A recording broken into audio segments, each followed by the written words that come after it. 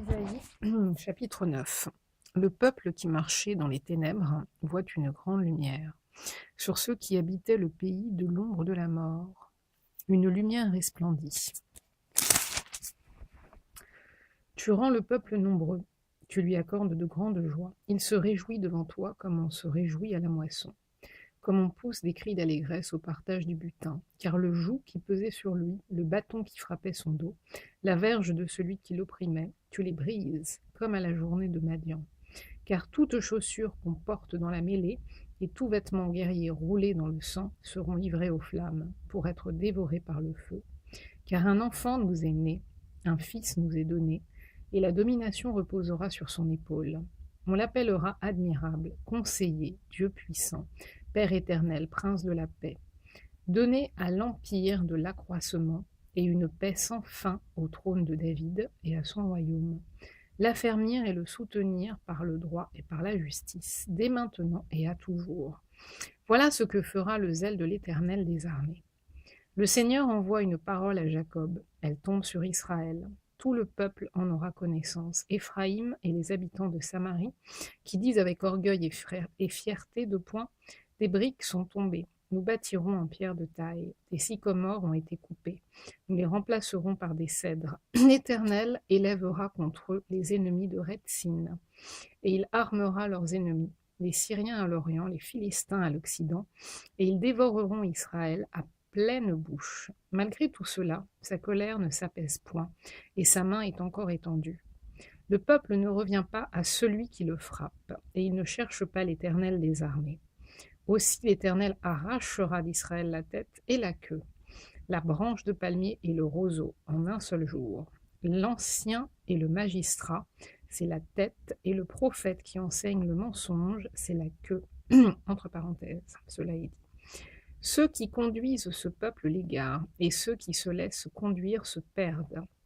C'est pourquoi le Seigneur ne saurait se réjouir de leurs jeunes hommes, ni avoir pitié de leurs orphelins et de leurs veuves, car tous sont des impies et des méchants, et toutes les bouches profèrent des infamies. Malgré tout cela, sa colère ne s'apaise point, et sa main est encore étendue, car la méchanceté consume comme un feu qui dévore ronces et épines.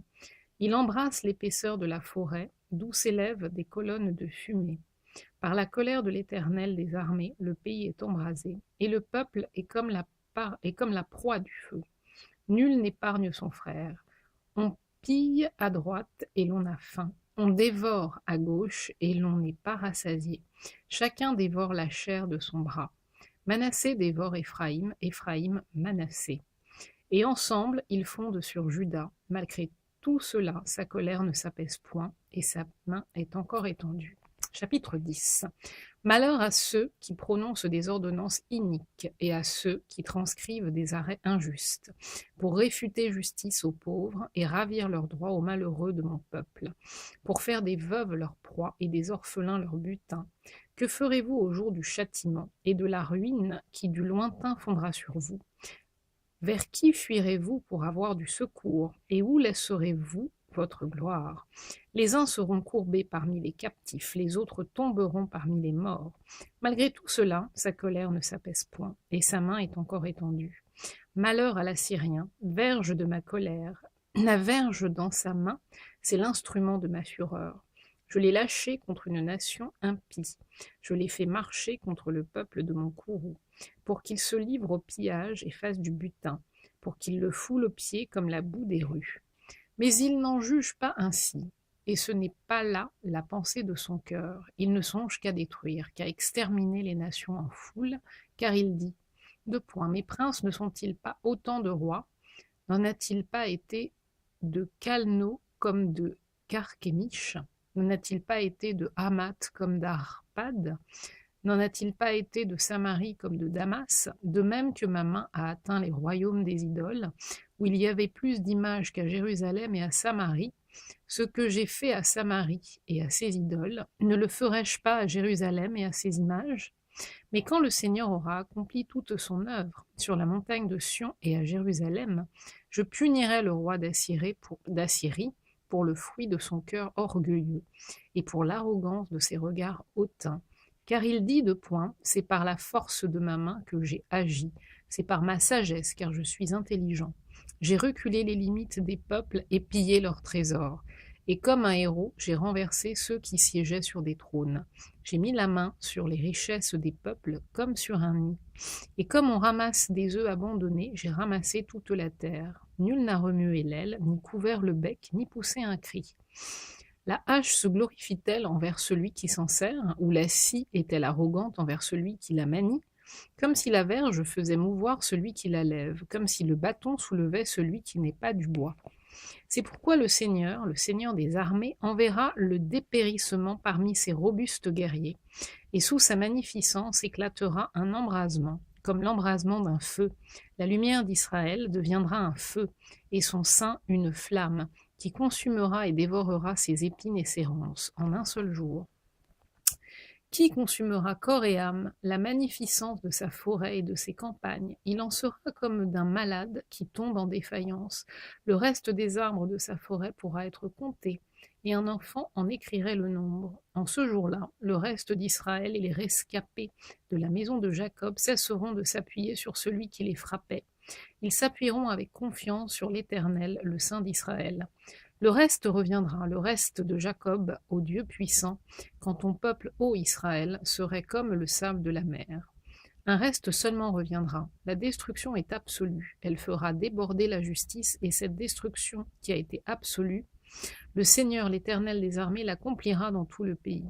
Cependant, ainsi parle le Seigneur, l'Éternel des armées. Ô mon peuple qui habite en Sion, ne crains pas l'Assyrien.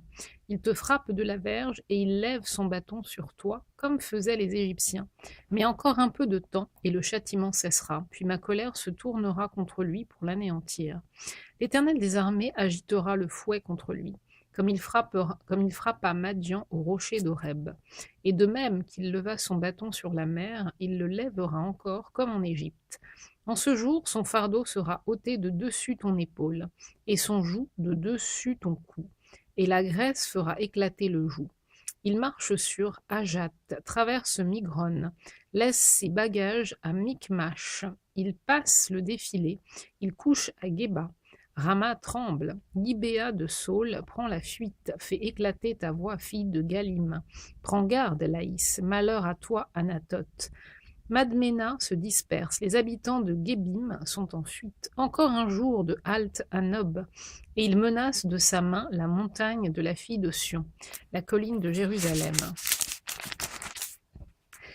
Voici le Seigneur, l'Éternel des armées, brise les rameaux avec violence, les plus grands sont coupés, les plus élevés sont abattus.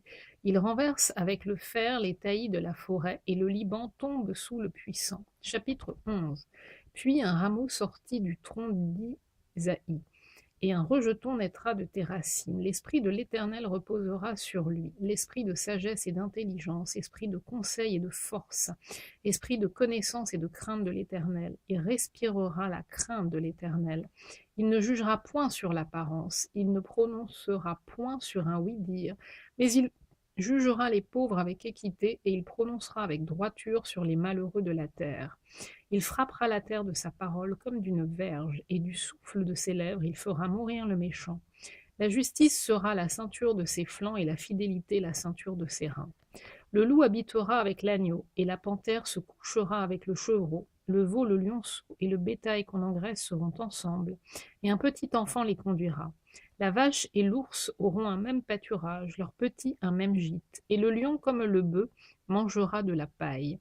Le nourrisson s'ébattra sur l'antre de la vipère, et l'enfant sevré mettra sa main dans la caverne du basilic.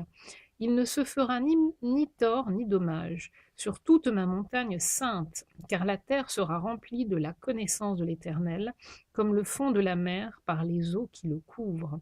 En ce jour, le rejeton d'Isaïe sera là, comme une bannière pour les peuples. Les nations se tourneront vers lui, et la gloire sera sa demeure. Dans ce même temps, le Seigneur étendra une seconde fois sa main pour racheter le reste de son peuple dispersé en Assyrie et en Égypte, à Patros et en Éthiopie, à Élam, à Shinéar et à Hamath.